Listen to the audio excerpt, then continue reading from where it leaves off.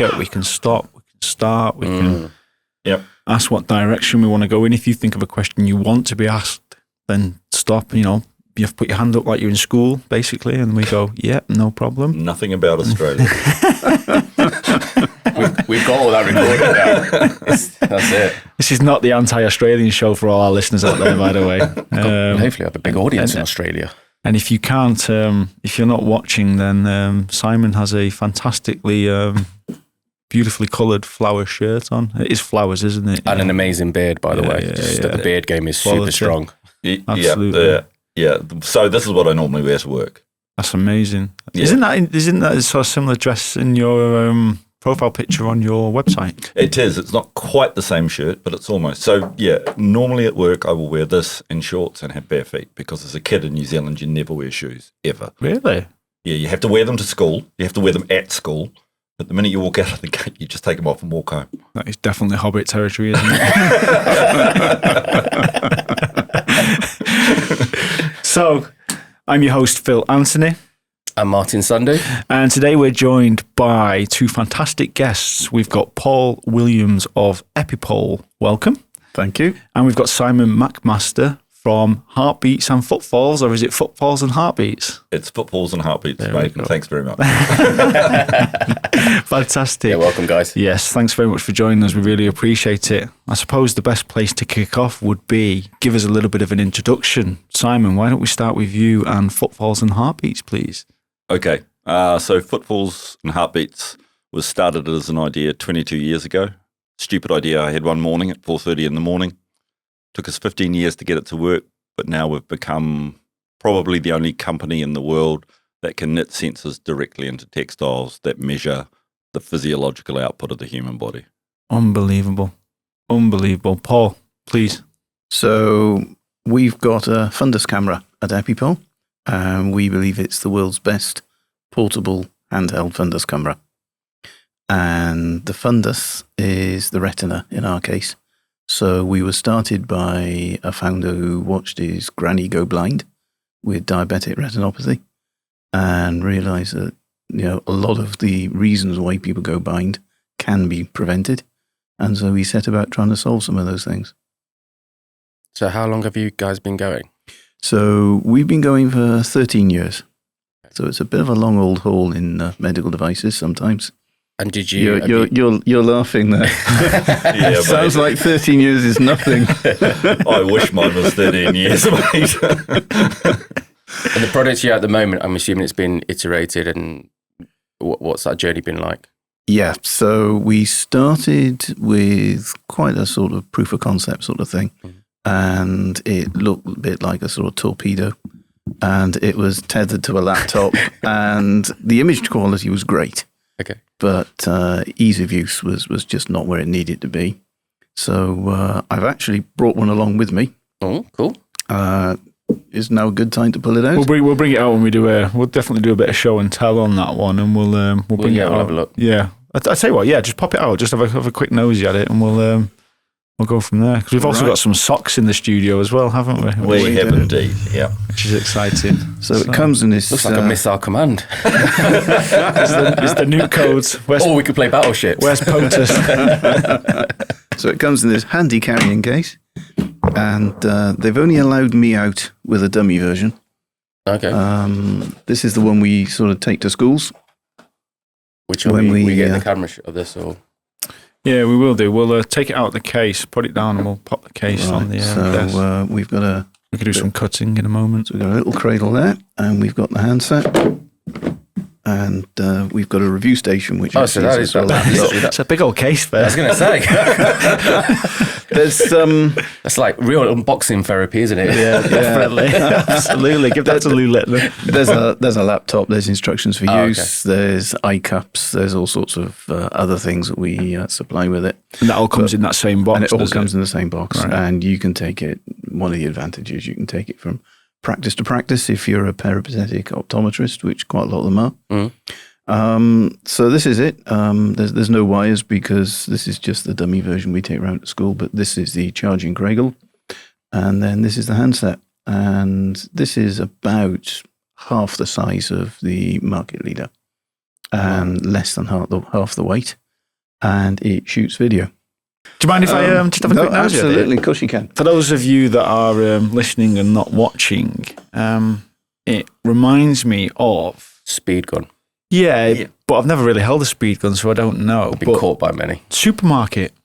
You know, when you go self-checkout. Yeah, Tesco's in particular, because it's got this sort of slim, light feel to it. It's. I'm sure it's more expensive than those. How much do these cost? Yeah. So, well, it depends how many you're buying. Okay. I'm looking at 10. But we've got a sticker price of $12,500. Oh, wow. Are we allowed to talk about the cost from a manufacturing point of view, or would that give away the game and rip apart your margins? Well, you've been going for quite a long time, so there's a lot of R&D that you've done, so you've got to... There's a lot of R&D that we need to recover. Yeah. I think probably... I'm not going to say what the cost of goods is, but I think... We can edit that out as well, don't worry. But I think that most people would look at that, and with an experienced eye, you can have a pretty good guess, to be honest. But I'm not going to... I'm going to leave the informed viewer to make their educated guess. It's an amazing piece of design. It is really good, isn't it? It's a really cool piece of design. Yeah. For those who aren't watching it, it's very stylish for a medical device. Yeah. Because most of them are... So that's half the reason none of them get used, is because they're as ugly as anything. Kind of reminds me of The Pursuit of Happiness. You know, have you seen the film with Will Smith? And at the start of it, he's trying to sell medical devices, isn't he? But it's for those of you that have seen the film, he's basically trying to sell medical devices, but he's running around with what is effectively a large suitcase for one device from hospital to hospital, or from clinician to clinician, basically, and just plopping this big metal case down on the desk, opening it up, and it's what it does. I can't remember, but no one's ever seen that film. No, I haven't. No, I haven't. I think Will Smith fan. I mean, I'm not either, especially not after Slapgate. But the film's quite famous. It's I know of the film. Yeah, you have to watch it. Yeah, you'll get what I mean when you watch it. Though. Yeah, we don't have movie theatres in New Zealand. So. There was going to be a Lord of the Rings comment coming out again. you make films, you don't watch them. Yeah, exactly. Simon, please tell us about your product for Footfalls and Heartbeats. So basically, our products are textiles that you interact with. So every human on this planet interacts with textiles 99.9% of the time they're alive on this little blue planet. So all we do is we knit the sensors into the textile. So I've got a few here today, but the easiest ones are socks that just you can throw in the wash, and they have the sensors already knitted into them. They're a very small grey area, and that measures your gait. There's no electronics, no nothing in there. That's it. That's the technology. So basically, it looks like foot pads, doesn't it? For those of you that are not watching, there's this sort of that one. So there's and there's electronic sensors within these sort of little. That's an electrically conductive yarn. Right. Yeah. So the IP around it is around the stitch pattern. So we have a particular set of stitch patterns that allow us to control how that piece of yarn works. How many washes? 150. Wow. That's cool. And if I was wearing one of those, would it feel any different? No, you can't tell at all. So if you turn one of them inside out, so one of the other things is there are 2-layer socks, like those, what are they called? 1,000-mile socks that don't give you blisters. Okay? So it doesn't actually touch your skin. And there's a very good reason for that. Is the human body is a massive resistor. So you don't want it really touching the skin. So that's what we do. We just they get knitted on so we have a knitting machine at our place in Nottingham, which is one of only 2 in the UK. They are available all over the world, but that's only one of only 2 in the UK. And it was bought out about 5 or 6 years ago by a company called Sandhu in Italy. We were the first people to see it. And the reason this has taken so long, I said 22 years at the beginning, is because until 6 years ago, we couldn't have knitted that. That would have been impossible. So you had the idea that long ago, but the technology just wasn't there. The technology to knit it as a sock, as a normal sock that you get off a sock machine, just wasn't there. So yeah, so there's that, and then we can knit other things as well. So we knit, those are pressure sensors, and then we can knit other things as well, which measure your respiration and stuff like that. So you just put on a tiny little band, like a heart rate monitor. Mm-hmm.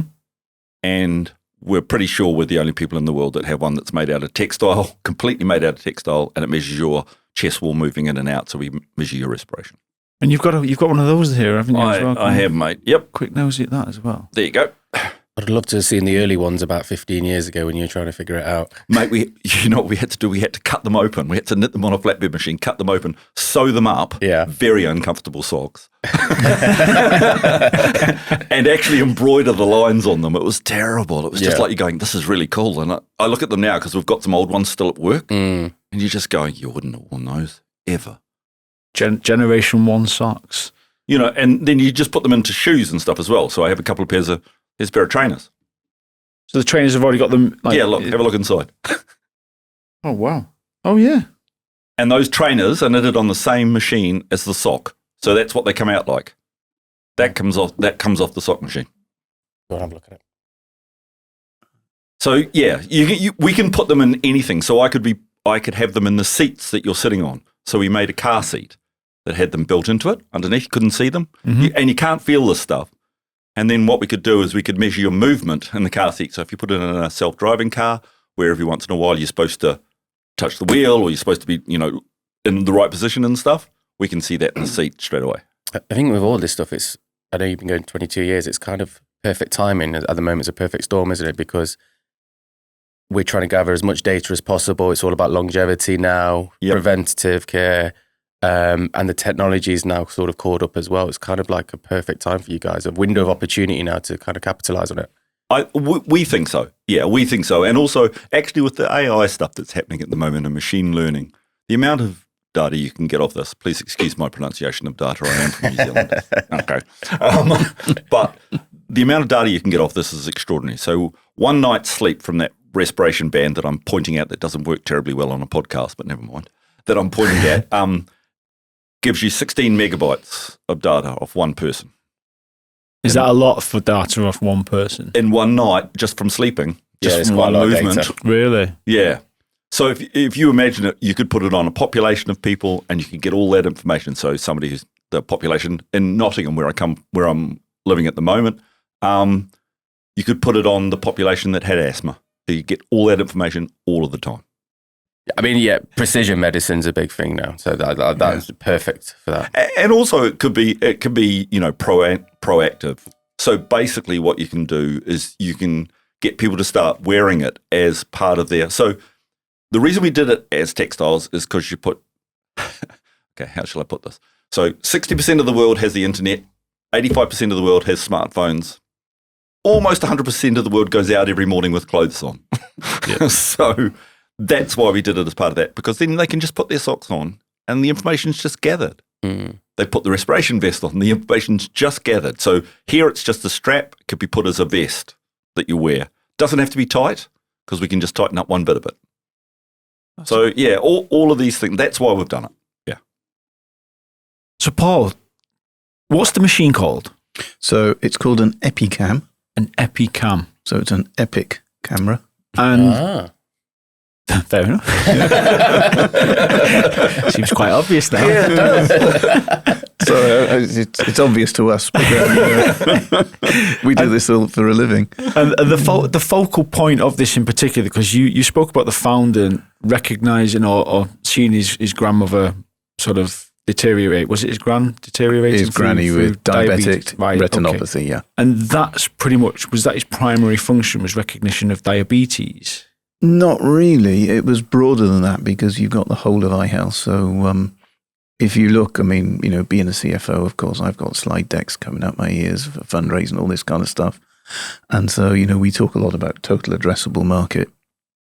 And we've got the TAM for today. And that's, you know, why do people look in the retina? And they look in the retina because they want to know what's going on with the retina. So you've got things like glaucoma, you've got things like diabetic retinopathy, you've got retinopathy of prematurity, you know, you've got all sorts of stuff. You've got macular degeneration and all that's going on. So you look at the retina just to see how the retina's doing. But people are now understanding that actually the retina is really just a sort of an offshoot of the brain. So the retina is where you're going to see brain material, and you're also going to see blood vessels. And that's the only way you can do that. If you want to, the alternative is you cut someone open. So increasingly, people are realizing that, looking at brain material will actually give you an early idea of whether people are going down with dementia. And things like hypertension, because the tortuosity of the blood vessels will tell you whether somebody's got hypertension. And that's only expanding as we understand more about. There's some recent work by the Biobank has indicated that it's an indicator of heart attack as well. So you're now looking not just at the retina because you want to know what the retina's like, but you're looking at the retina because you can understand more about the patient's general health. And that's where we start to increase our total addressable market. And are you catering to that entire market right now, or are you focusing no. What's the focal point for you at the moment? Well, I think we probably share some common issues here because, you come to meetings like this and everyone gets very excited. Oh, it could be that, it could be this. And you've got to focus. Yeah. And so you've got to say, well, where are we actually going to start? And we've decided we're starting in the US. And the US is simply the world's biggest healthcare market. So if you've got a product that's good for the US, why wouldn't you go there? Mm-hmm. We've also got people around the business that are very experienced at launching in the US, which is helpful. And so we are looking at independent optometrists where the person you meet is the person who will make the buying decision. And we're looking at independent optometrists who don't have a fundus camera at the moment. So that, if you like, is our first point of call for customers. Mm-hmm. Now, we've got other customers that do other things. So we've got a really exciting company called Optical Academy. And they actually go into schools and they've got a program that's called, I think it's called something like Glasses for Classes. Good branding. And they go into schools in New York, New Jersey, and basically sort of line up the kids, give them an eye exam, and then fit them up with some glasses. So they're a great customer, and we love them to bits because we do a lot of stuff together, but they're not quite, they're not fitting the mold. And we'll take any customer, obviously, but we'll pursue the ones that fit our particular sort of profile, which is the independent optometrist that doesn't have a fundus camera. Classified as a medical device, and what classification? Yes, it is. So it's a great question. It's a class 2 medical device. How long did that take? That But process? A long time. It's good to talk that about people that are listening, maybe going on that journey or thinking about going on that journey at some point. I'm going to disappoint you because it's 510k exempt. Okay. So although it's class 2, it's 510k exempt. So we were straight into the market. Okay. So as long as we go under a particular code, which allows us to say limited things about the product, then we're good to go into the market.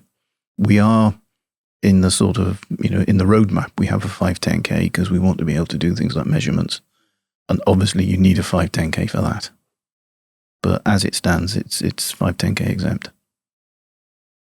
Coming from the background, well, your expertise, should I say, it's not a background, is it? You've always been a financier, right? So you're a CFO at this moment. I've been finance all the way, yeah. And we've been connected for an extended period, and your experience within the life science as a whole market is extensive. Am I right? Yes. You're looking a bit. It looks at me as if to say, you don't know my profile. I was kind of thinking. No, I'm just wondering where this is going. I always get terribly embarrassed when people big me up. It's a British thing. Yeah. Don't worry, it's a Kiwi thing as well. The Aussies that are the worst. It's justified though. The important thing, or the orientation of the question mainly is around your experience, in particular around fundraising. Mergers, right. Maybe fundraising and piece like that, because you've done several rounds over the years, haven't you, with several different companies? Yeah. So I've led on about 300 million of raises. And Cha-ching. And I kind of fell into it, really, if truth be told. So I left KPMG in Cardiff and went to Addis in Swansea. And Addis, I didn't realise, but was in a huge amount of trouble. Anyway, we were able to turn the company around. And at that point, the Addis family said, we think we'll sell. And so the management team said, we think we'll buy. So I did a management buyout, which was back in about 1996 when these things were still a little bit new. And just sort of, once you've got that experience, obviously people take you on for that experience. So, you kind of fall into it, but it may, it's these sort of sliding doors moments, isn't it, early on in your career that kind of just end up. I think there's another sort of, and this is an Australian phrase, I think. Yeah. There's the fabled road sign, which is, choose your rut carefully. You'll be in it for the next 400 miles. And I think that's kind of how I found it, because I'm not sure I chose my rut, but I did a lot of corporate financy stuff. So then moved from Swansea to Glasgow and ended up working with a high net worth, and we bought a few companies along the way and invested in a few things, and so ended up doing a lot of CF stuff.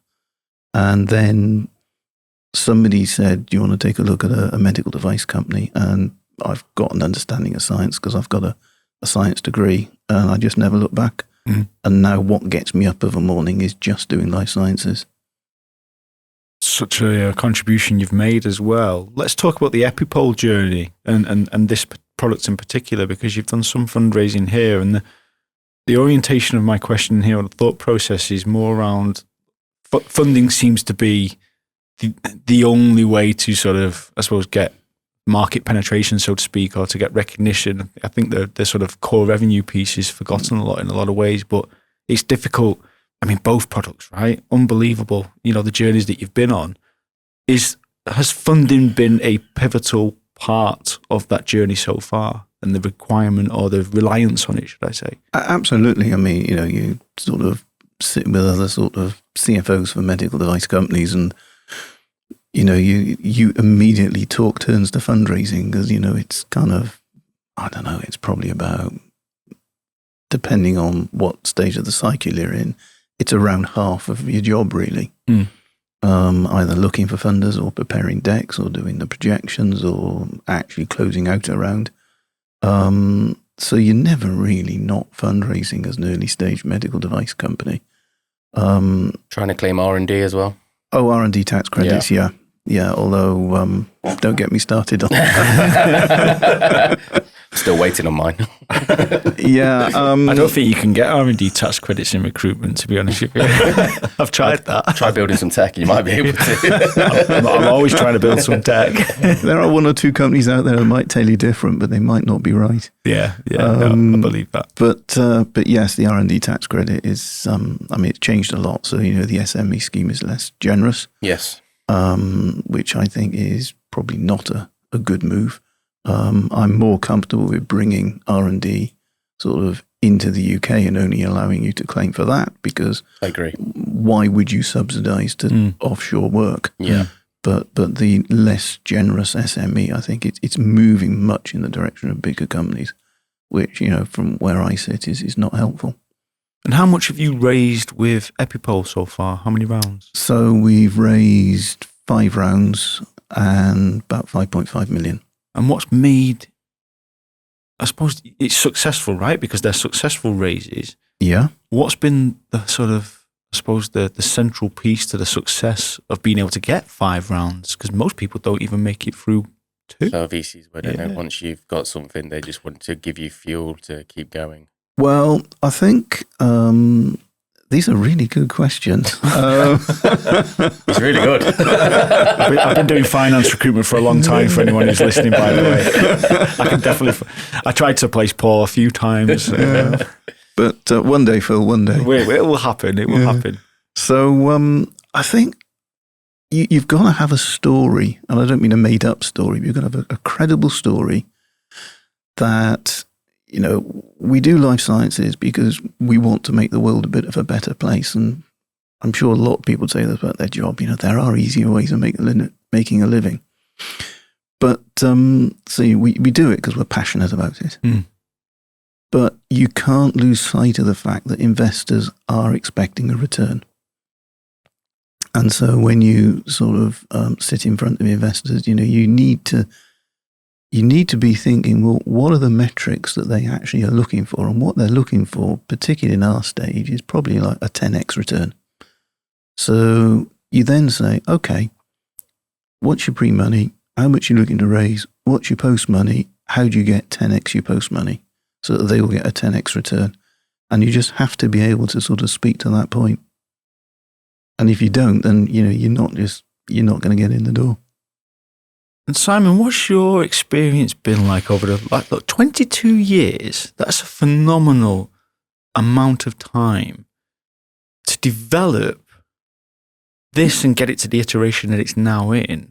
What's been your experience from a funding point of view?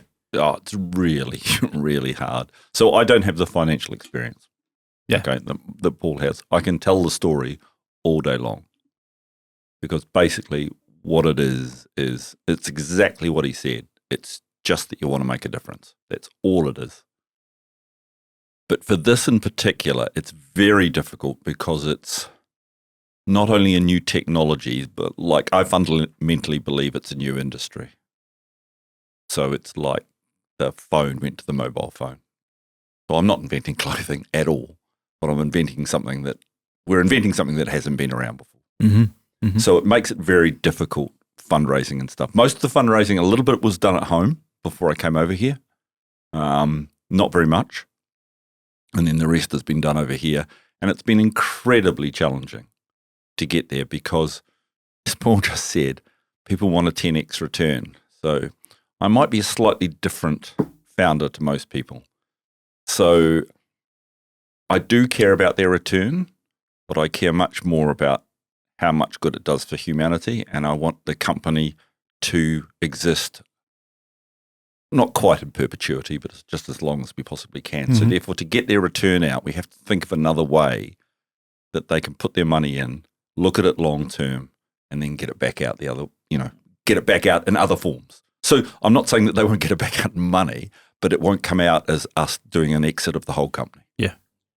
Basically. Mm-hmm. So that makes it really quite tricky and stuff. I do not have the financial background that Paul Paul's a seasoned CFO, isn't he? But I do have the fact that, I'm probably the most stubborn human being you'll ever meet in your life. Because people keep telling me it won't work, it won't do this, and I'm going, it will. But also the fact that I believe it will fundamentally make healthcare equitable and easy for everybody on this planet. And that, for me, is the thing that drives it. So I just need to find some people who'll come along that journey with us. And I've got people helping me who are like Paul and stuff and bits and pieces. But yeah, fundraising is really hard. It's particularly at the moment because we're in the middle of doing a little bit at the moment. Yeah. And it's really hard in the UK. Well, I think it's really hard everywhere at the moment. I think, everyone says it's really hard. I think it's maybe back to normal. Yes. Because it's had a couple of quite frothy years through COVID. Yeah. And my sense when you look at the numbers is actually it's back to normal. But, we're finding it tough because we liked the years when it was a bit frothy. Why wouldn't you? But I think Simon makes an important point there because, you've got the mindset of the founder and you've got the mindset of the investor. And I think my job as CFO is really to try and bridge those two things. I mean, a founder is going to be a founder for as long as they're on God's earth. Yep. And they have a certain mindset, and so do VCs, and somehow I have to try and bridge that. Simon, just coming back to a comment you've made about that it can't be done, which there's a trend and an echo sometimes that you hear from founders about that. And does that can't be done comment that gets made drive you and your business? Oh, yes. Yeah. I am the most stubborn and persistent in terms I won't use here on radio or on the podcast person you've ever met. Because it can be done. There's very little in this world that's impossible. And if we do this, it'll make such a difference. And so it is the can't be done, but it's also the fact that I firmly believe that it will make such a gigantic difference. So both of the things that are here today will make a gigantic difference to humanity. So people keep thinking about things in terms of health and well-being and stuff, but it's not just that. So Paul was saying about the founder and grandma and stuff. So the thing about that is quality of life for grandma. Mm-hmm. It's also quality of life for grandma's grandson and stuff who they want to look after. That's what it comes down to. So everyone thinks it comes down to the tech. It actually comes down to humans. And we have to start being nicer to everybody. And this is one cool way of being nicer to everybody. You just make stuff that makes their life easier. And 22 years, I mean, persistence, naturally, and that can't be done. That's pushing back against that comment over an extended period. What are your aspirations for this product from a commercialization point of view? So in the next 12 months, I'd like to have a couple of little products out on the market so that we possibly ourselves will sell. But as a general rule, we want to be able to license it. So we have a medical product, which I can't really talk about here, but it's being done at the moment, and it'll be released in the UK. So that'll be a license model commercially. But then a couple of the other things will just be revenue for very simple, small. Paul and I were talking earlier about markets where people pay reasonably high amounts of money for their equipment and stuff like that for sport. So therefore, I think that's part of the places where that'll go as well. Are you revenue generating at the moment? How have you survived over these?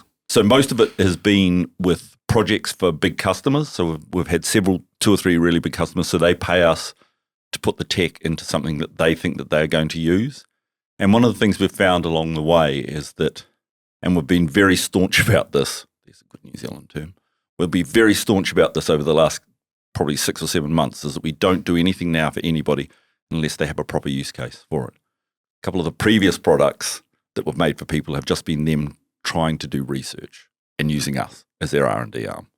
Okay, so now it's about getting products out there, so they have to have a use case for it and stuff at the end. And what about grants? We've had a couple. However, I won't get too started on this like you wouldn't on the other stuff.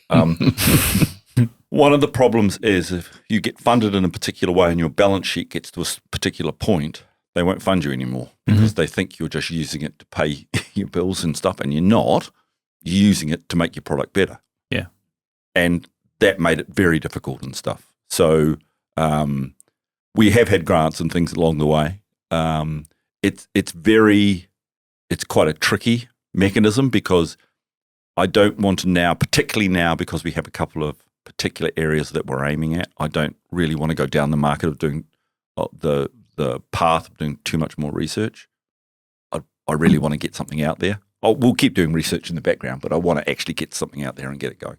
And I've had one particular investor since day one. He's a Kiwi, he lives in Switzerland, and he's been remarkable. Every single time stuff hasn't worked or we've had to change this or change that, he's always stuck his hand in his pocket again because he believes in it that much. Wow. He's been remarkable, yeah. And will I be able to go to local sports shops, running shop? Because I'm just looking at one particular use case here off the top of my head, and that's cadence measurement and your running capabilities, etc. Would I be able to one day go in a shop and buy this sock and pop it on and teach myself what I need to do better to run a marathon? I hope so. Yeah, absolutely. Possibly in terms of running shops, will sell them as what we call an EV kit. So the shop will buy a whole set of them. Then they'd give them to you. You'd go out, you'd go running in them to see, maybe for getting better shoes or looking at your running style or, like you said, stuff like that as a starting point. But then absolutely, you'll be able to buy them. And then behind that, there's got to be a data management system, hasn't there, for the sort of the analysis and the information that comes off these particular products? So there does. So with the consumer, it'll probably go onto your phone. You'll grab it there. For the medical one, we fundamentally believe that because of the amount of data that you get off them, that they will form the basis for doing AI measurements on various different illnesses, diseases and stuff over time that you can't get from anything else, like absolutely nothing. So, for example, I'll pick one quick one. So COPD, all right. We could put those respiration bands on everybody in the UK with COPD, and that would mean that you could test whether they were getting exacerbations, which is when they end up in hospital.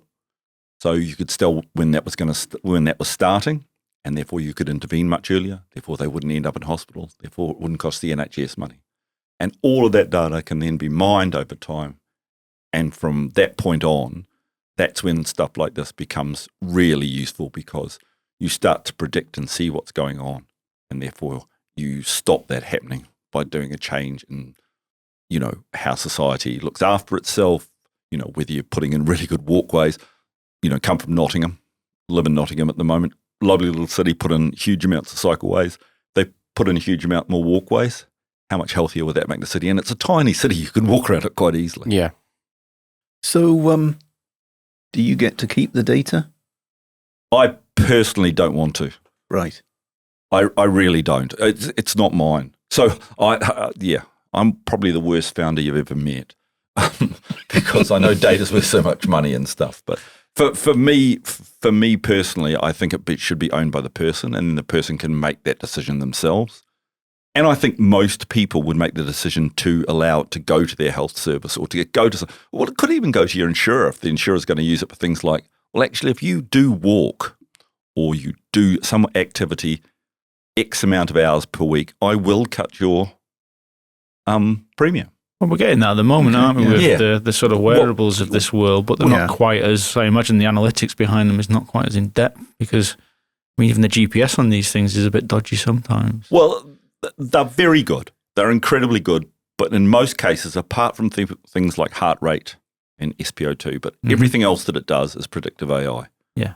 So it's grabbing information and it's making a very good guess. And nobody with it who does AI is going to go, it's not a guess. I'm going, well, it is, mate. It's just a really good one. Will there ever be the AI wars? That's the next question. It's a very good guess. But, yes, they are very, very good. But also, I've talked to somebody the other day, the smartwatches that people wear and stuff, and the wearables that people wear.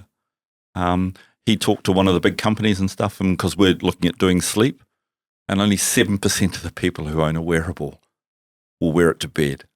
That's very true. And so they go, oh, you can get your sleep out of it. You get this out of it. And you're going, well, I can't because I'm not wearing it. Because you need to put it on charge. Yeah, do you see what I mean? There's a big difference. Yeah, there is. And let's just switch to the Epicam here, Paul. Why is now the right time? So I think if you look at the way that your eyes are examined, you rock up to the optometrist, and then, you put a chin in a chin strap and they can see your retina. And that's fine. There's good devices for doing that. They're not cheap, but they're very good. But increasingly, people are looking to take care to the patient. And so you can't take a big box around with you to sort of care home or to schools, as I've discussed. This isn't so easy. So something that's portable and has a range of functions is really what the market is looking for. You talk about sort of schools and the comments around sort of, eye exams for kids a couple of times here. And has medicine medicine in itself come that far over the last few decades that using something like this and identifying potential, is there a way to sort of identify the risk in a child, for instance, and then prevent it? Again, a really good question. I think a lot of the stuff we're seeing is more about an aging population. Yeah. Because you only ever go for your eyes if I wear glasses now. Yeah. But I remember the first time. I've only been wearing glasses about 2 years. And I remember the first time I put them on, and I was reading a sign in the shop, and I was gobsmacked about how the impact that those glasses made. And I actually love wearing my glasses, by the way. I have different styles for different personality pieces, but it is right in what you say. It's only as we get older that we start to think, particularly about the eyes, right? Typically, yes. I never stood a chance. I'm a high myope. I was in glasses at 3, but I'm the exception. And, a lot of you go to schools and you say, right, everyone can have an eye exam, and you will discover people that need sight correction that weren't actually thinking they needed glasses.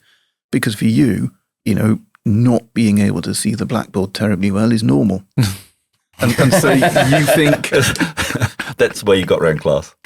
Yeah. And so now you have to learn, I'm afraid, son. And so you think everyone else is seeing it a little bit blurry and has difficulty because it's normal for you. So why isn't it normal for everyone else? It's a powerful education piece for children there, isn't it, when it comes down to that sort of side of things, and that's really impressive. Absolutely. So yeah, we're much more about, I mean, this is where I get a bit boring and a bit sort of finance director-ish. But there's nothing boring about that. Love numbers, let's talk. But you see, in the US, you can claim reimbursement under code 92250 for tracking a known condition.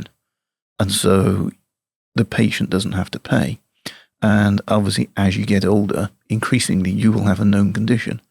So the optoms obviously like older patients because they're not having to put their hand in their pocket to actually cover the cost of the exam because that is being covered by their insurer. So again, it leans towards the older population. One of the things we're very excited about is we're working with a Danish company. And this is something slightly different, but is one for the future. And it's about intracranial pressure.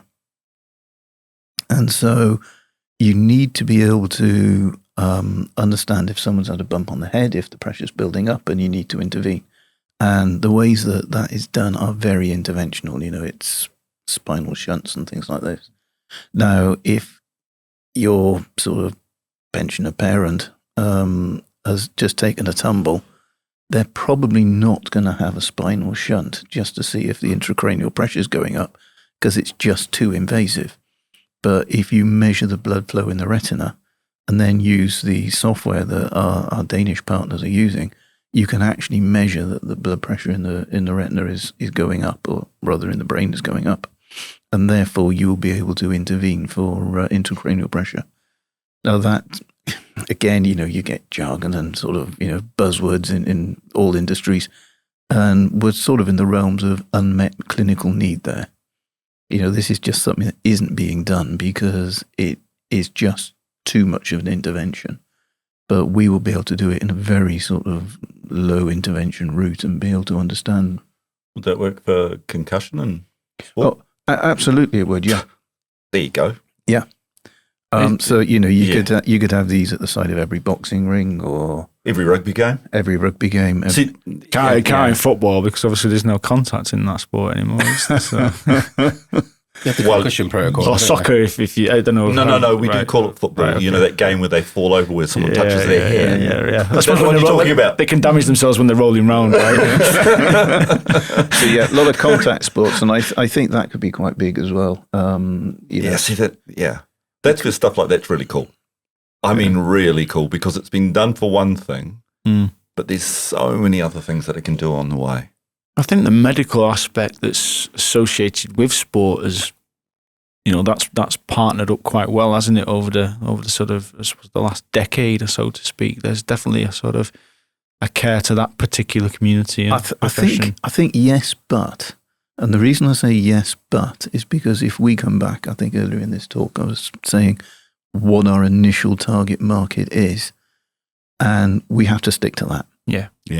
And I remember meeting somebody that was sort of potentially going to be on our board, and he was a really interesting guy, very capable, huge experience. And he said a comment that's, you know, sort of resonated and stuck with me. And he said, "You're not going to know what this device does until you put it onto the market. Because it can do this and it can do that." And that's right. And I think we've both got the same challenge. Yeah, we do. Which is, it could be this, it could be that. You have to choose. You have to pick one and stuff. So if I go back to what you were saying before about, you know, sticking at it, so it's just become probably really noticeable to me. So in women's sport, so one of the things about this respiration sensor is we can fit it into a sports bra, and they do not have anything like that and stuff. And that would actually change the face of women's sport and advance much faster than men's. Just by that one thing, and then putting the GPS devices in the strap of the bra anyway, which is what they do at the moment. So there's something like that. Until we had that respiration sensor, you know, until you had one thing, and we've stuck with doing this respiration thing, as Paul was saying, right, what are you doing? Respiration, that's it. And then all of a sudden, one of the girls who's the knitter for us said, "Well, why don't you stick it a women's bra because it'd just be easier. And we did. And now we're away. I imagine as an industry, the sort of bespoke female clothing, diagnostic analysis, etc., is such an exciting area because there's nothing on it right now, is there? I think we were talking before, weren't we, about females, and we just got women's football boots. Women-specific football boots, with smaller cleats and all that sort of stuff. Yeah, absolutely. And that's really, I think it's huge because it's not, so we'll talk about sport here and stuff, but both of these have medical and those sorts of applications. But if you can get it on there and prove that it does a very specific thing, and what Paul was saying, he's taking it out to his market, proves that it does a very specific thing, they start to sell it, then all of a sudden, all these other people will just form an orderly queue and come and see you. That's our dream, yes. That's ours as well, mate. Yes. Yeah, so you have to have it in one place. And the problem is with both of these things is they can do hundreds of different things. So I'm not going to go off on too much of a tangent, but I can put that into a wind turbine blade and tell you how much of the surface is being knocked away by rain as it spins around. Wow. That's so cool. The entirety of the energy sector has just gone in. So ears are pricking up. Yeah. But that shows you the opportunity then, doesn't it? That just, the opportunity is endless. Yeah, so you do, Paul is so right and stuff, and it's taken ages and things for us to go, these are the two bits. And partly, as a finance person, you'll say, where's the market, where can we win, and all the rest of it. But partly it's what, as an entrepreneur, it's what gets you out of bed in the morning. Yeah. And if you've got a real passion for sort of sport and lifestyle and making people fitter, then, you've got to pursue that, not the wind turbine stuff. Because, if that isn't where your real passion is, you're not going to win. You can create a great story around that as well. We was talking about that, wasn't we, earlier? Yeah. It's an incredibly, the thing that gets me up every morning is the fact that it'll do so many things, so many really cool things for humanity, and, as will Paul's and stuff. And it's just, if you can get it out there and get people to understand that that's why you want it there, yes, it has to be. Paul's the CFO, he's going, it has to make money. And I'm going, yes. But that's the thing that gets it out there and gets people to use it and stuff. And it changes what they do. Do you think of like new ideas every day? Every day. How do you discipline that childlike excitement and mentality around it? I don't. That's the point. I find it really hard. So at the moment, I'm trying to be not a proper founder, but somebody who's just concentrating on a couple of things. I'm finding it really hard. It's really hard for me. Yeah, I bet. But I have one skill and one skill only, and that's I can join disparate things together incredibly quickly. Mm-hmm. And that's it. So if I see things and I read stuff in bits and pieces, so I can think of 1,000,001 uses for Paul's, I'm putting a Paul's Epicab at the moment. I'm going, I can think of 1,000,001 things that'd be really cool for. But you just have to be really, But that's why, my brain just doesn't stop. So while I'm awake, it doesn't stop. And is the same for you, Paul? You go back to the office at Epipole. Do you know, it's not the same for me, and that's why I'm not a founder. Is that, I suppose really what we're trying to get at is, do you have to calm people down in that? But it is the same for every half-decent founder I've worked with. Yeah. Absolutely it is. So we have a sort of bit of company legend, and we've actually, it's on the back burner because we have to focus, but we've got another version for the companion animal market. So veterinary sort of side of things. Yeah, I was thinking before about your products as well, Simon, in the sort of animal sort of world. Well, you can, because Polar makes heart rate straps for horses. Yeah, absolutely. So, and one of the things that we sort of did was we actually examined the penguins at Edinburgh Zoo. Wow. Now, there's penguins in Edinburgh Zoo. Absolutely, there are, yeah. Now, the penguins in Edinburgh Zoo, penguins are very difficult, and the reason they're very difficult is they've got very special eye adaptations. And if you think about it, they waddle around in very bright sunlight, but they hunt in very dark water. Oh. So they have a real range of light that they have to be able to adapt to, which means that imaging them is pretty tough. if you can do a penguin, you can do everything. Because that's the tagline of Epicam. That's the one that's going on the product. If you can do if you can examine a penguin and understand it, you can do anything. But if you sit in front of VCs and say, "I've just made a device that'll image penguins," they're going to say, "Well, where's the market for that?" Penguins ain't got pockets, my friend. Yes. So we sort of. We're a bit low key on the penguins, not because technically it's actually an interesting challenge and it shows we're really damn good at what we do. But you can't focus on that because you sound crazy. You've just created a huge Instagram following though of people that have got a fascination with penguins, right? If you get a video of you out there examining a penguin, you've got a winner. I mean, the amount of penguin videos I think I watch on a day-to-day basis. TikTok, you get loads, yeah. No, we've done stuff with the zoos, so we've done chimps and camelids and things like that as well. All the excitement around the product, what it means, a humanitarian aspect to it from a health point of view. The excitement clearly comes off from both of you with regard to the product and the service that it's going to be offering. Let's look at people and the teams that you surround yourself with. 22 years, Simon, of driving forward this innovative product. Who have you surrounded yourself with over the last couple of decades? So for most of the time, it was just me. So up until about first 15 years, easily just me, working in cupboards and things like that, and doing everything myself.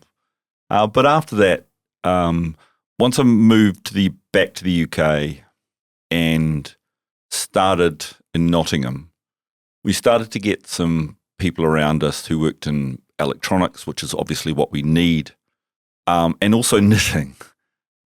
Painfully obvious because that's what we do, but actually quite hard to find.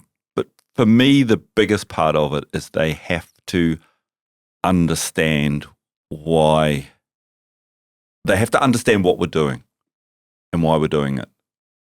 So, for example, I'll give a couple of examples. One, I've never had a job interview in my life. No one would hire me. Not ever. I'd hire you. Yeah, okay. You're saying that now, but you wouldn't. He's not taking a fee, though. But when it comes to people coming for job interviews, it will take me literally under 60 seconds to tell. I don't care about their skills. I don't hire people for skills. I hire them for their attitude. 100%. I don't care. You can teach anybody anything. Within reason. I can't teach you to be a brain surgeon, but within reason I can teach you anything. Mm-hmm. So you hire them for their attitude. And so the people I've got now, obviously I'm a bit older than most of them and stuff. I've got a couple of guys who are around my age. One of them's worked in Philips and stuff in his past. The other one's been knitting socks for the last 40 years. He's an absolute genius. And then the rest of my kids, and I will call them my kids because they're all under 30, are absolutely brilliant. They're just, I can't get over how good they are at doing stuff, how impassioned they are, how dedicated they are, and how shall I put this politely? How good they are being able to put up with me on a daily basis. Are they all local? Yes, they are. Hold on. Are they all local? Yes, they are. We have one Lithuanian who works for us who went to the University of Derby and stuff. But yeah, no, they are. They definitely are all local. And they're just absolutely fantastic.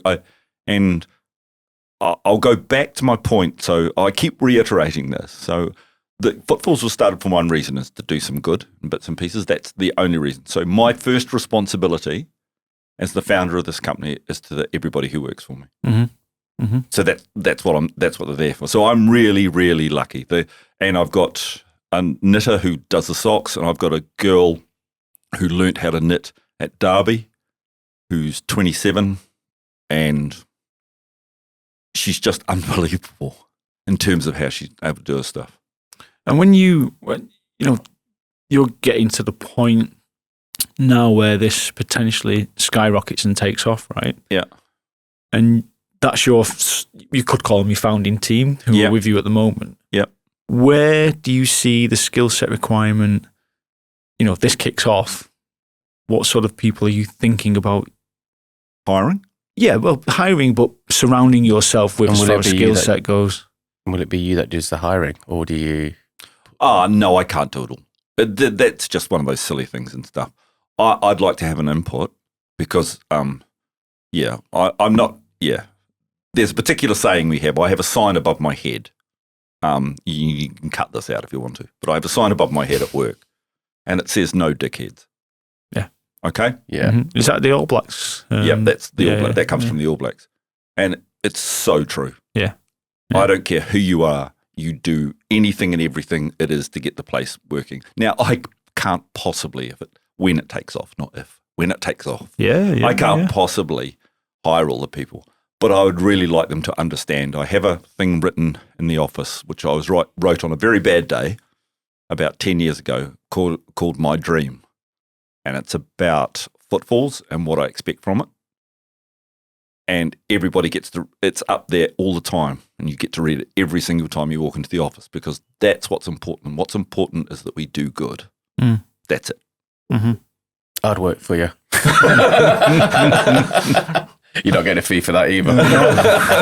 I'm not here for fees. I'm here for listeners and for watchers and subscribers, basically. That's what I'm looking at. Oh, well, this shirt's going to put paid to that, matey. But I think one of the good points, a number of good points there, but the one I'll pick up on, the day Enron went bust, it would have had its values on the wall in reception. Yeah.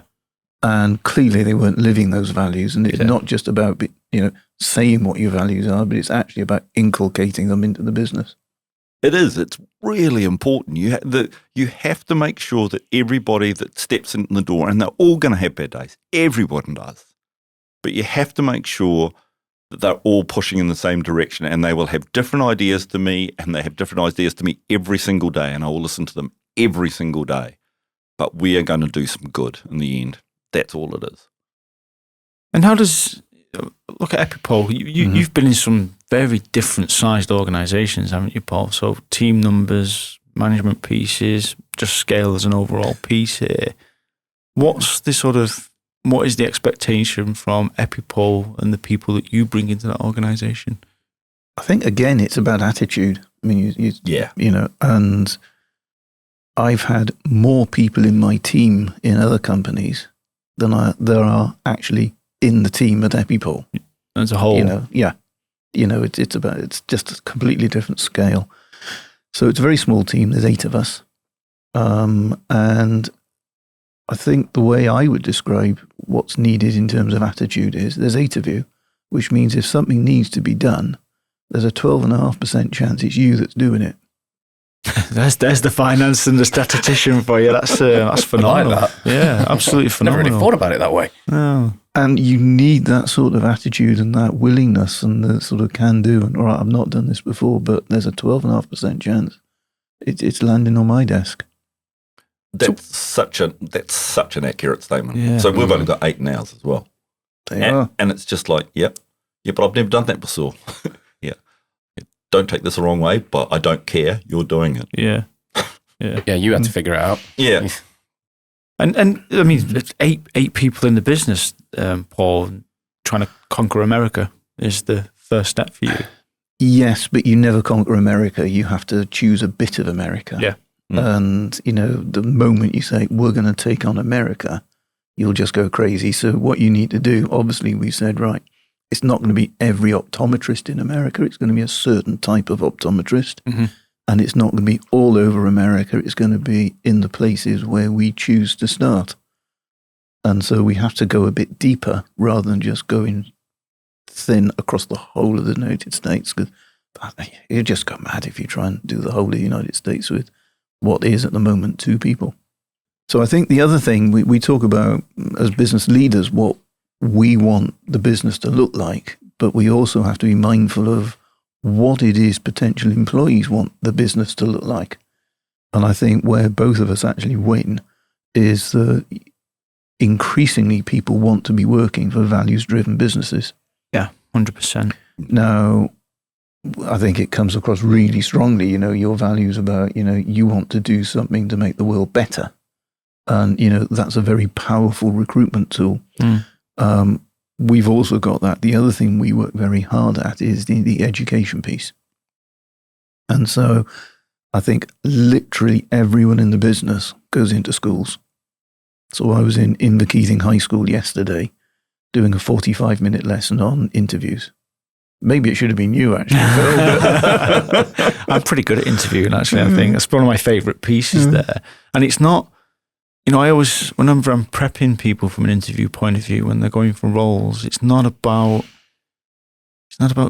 you're not going in there to get caught out. You're going in there to share your story and listen to the story of the organisation and see where the synergy and fit is, because you're absolutely right in a comment you've made there. Money is not a reason why a lot of people do things especially in the health tech digital health market. It's a result of what they do.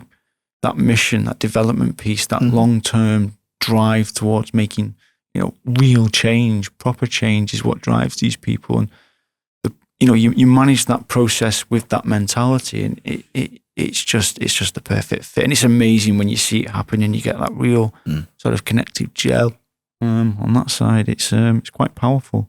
And sometimes it can be quite, it was a tough lesson yesterday, to be quite honest. Yeah, I bet it was. It was the last lesson of the day. And to be honest, I think they were, they were a tired bunch. Yeah. And were they nodding?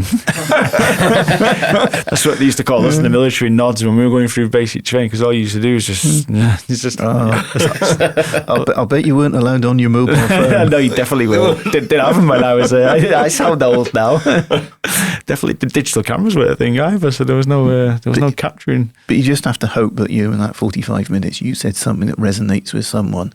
There's a big thing at the moment, and I dislike sort of categorizing into generations, but the Gen Z sort of world, the late millennials, so to speak. And I'm going to be doing a video on this soon, but there's a big thing about big talk right now when it comes down to interviews. And it's not saying, what's your problem at the moment? Say, for instance, you're sat in an interview and you're asking the interviewer a question. It's not about, what challenges have you, what's your problem or what's the issue with the role? It's more about, what challenges have you faced when looking at this role or managing this role or actually having to do this role over this past extended period of time, and trying to get a deeper understanding and trying to find out, so that, I suppose it's the feelings of how these people feel about when they're having to take over these positions here. And this big talk piece opens up that sort of two-way conversation aspect rather than the age-old interview sort of, questions and answers basically from a competency point of view. It's about getting that engagement, and that's really important when it comes down to interviews. And kids need to know that these days, because half the jobs they're not going to be there when they come through to the working world, and we don't know what they look like, so to speak. So they've got to learn. They've got to learn how to engage and communicate on that two-way sort of channel piece there. My first two jobs don't exist anymore. And what were they? Yeah, what were they? So the first one was I took the ticket to Ninian Park. And you don't have turnstile operators now. You just barcode, in you go. And the second one was I was a park keeper. Oh, like a sheriff. What was it? Ranger. They're called rangers now, and it's a different job. But yeah, the first two jobs I did do not exist anymore. Wow. What was your first job, Simon? Age 15 during school holidays, picking up and moving wool bales at a wool storage place in New Zealand. Keep you fit? Yeah, but they weigh about 250 pounds each. Wow. And you have to stand them up with a hook and then put them on a trolley and move them around and stuff. Got paid an absolute fortune at the age of 15. That's amazing. Yeah, that was my first job. Yeah. Does it still exist? It probably still does, because they still get dropped. So when the wool's shorn and put in the bales, it'll still get dropped off the back of the truck by the farmer. So unless they drop it onto something that's completely robotic and grabs them. But I still think you probably still have a couple of people who did that. Yeah. I would think, but I'm not entirely sure. Yeah. And my wife's first job was hop picking, which again doesn't exist. What's that, sorry? Hop picking for beer. Oh, got you. Yeah. Which again doesn't exist. I mean, it's, so here we are, bright young things in our sort of late 50s, Neither bright nor young, mate. But, that's how the world of work has changed. Yeah. Where can people find out more information about Footfalls? absolutely So we have a website, footfallsandheartbeats.com. Footfalls and Heartbeats.com. So this will make them remember it. So I thought up the name. My younger brother is a rafting guide, goes all over the world. I rafted down the Grand Canyon with him. And one particular day, they all went off for a walk, and I was left on my own. And I wandered around. That's all I could hear. I could hear my heart beating. It was so quiet, I could hear my heart beating and my feet on the ground. Wow. That's where the name of the company came from. Fascinating. Fascinating indeed. And which channel are you most active on from a social media point of view? Probably LinkedIn, I'd say. Yeah. For me personally, I try to do a bit on. I'm trying to do a bit more on Instagram and stuff to show people and stuff. Yeah. But nobody wants to see this ugly old face. No, you're on TikTok. You should be on TikTok. You should definitely be on TikTok. You've got a bit of a fascination with TikTok, haven't you? Chinese spies. Cut. Yeah, I could put them off. And where can we find out more about Epipole, Paul? So socials were really busy on LinkedIn, and I must make my CEO proud at this moment and say, please do follow us on LinkedIn. So you'll find us as Epipole, and we're quite active there. And we've got a website, as you'd expect, epipole.com, epipole.com. If we come to the Epipole website, Paul, is there content that's informative and well worth reading? Oh, damn right there is. Yeah, so, it's fresher on LinkedIn, obviously. Yeah. And also we've just started a couple of campaigns with some KOLs in the US who, like what we're doing and want to support us, because we're just, we sort of play the sympathy card, we're a wee Scottish startup. Yeah, I love that. And, there are, again, just advice for anybody who's starting up, but there are so many people who want to help. There really are. We'll put links in the description for that as well, and sort of point you in the direction for those of you that are listening. And Simon, I was reading a white paper recently on your website. Yeah, about the respiration band and stuff. So we're trying to get people to understand what the difference is about what we do, but in a relatively user-friendly format. So yeah, we're starting to do that, and we're starting to. It's actually quite funny because, like, I've done this for such a long time. I know it's sort of backwards, but one of the new guys who came to work for us about 18 months ago, he said, is there a reason why you're trying to stay secret or something? Because he had never, ever heard of us, and he'd worked for Philips and all sorts of things like that and stuff. So we are trying to do a lot more in that respect to get the information out there and to get people to understand that the point of what we're doing is to make it invisible, comfortable, and ubiquitous. So you can just use all of those things to get your data and monitor you or your loved ones, whoever you want to. Yeah. Please, we'll put descriptions in the links for both sites and both platforms from a LinkedIn point of view, and we encourage you to definitely check them out. Thank you very much. I've been your host, Phil Anthony, and I want to say thank you very much, Simon. Thank you very much, Paul. And thank you, Martin. Yeah, cheers, guys. No, thanks for very asking much, me guys. on. It's been enjoyed brilliant. it. It's been absolutely brilliant. Yeah, I've even understood your accents as well. we didn't understand yours. We're going to have to put captions on this video, I think. Yeah, that's fine, mate. Chicken scratch. Brilliant. Right, cheers, guys. Thank you, chaps. Appreciate it.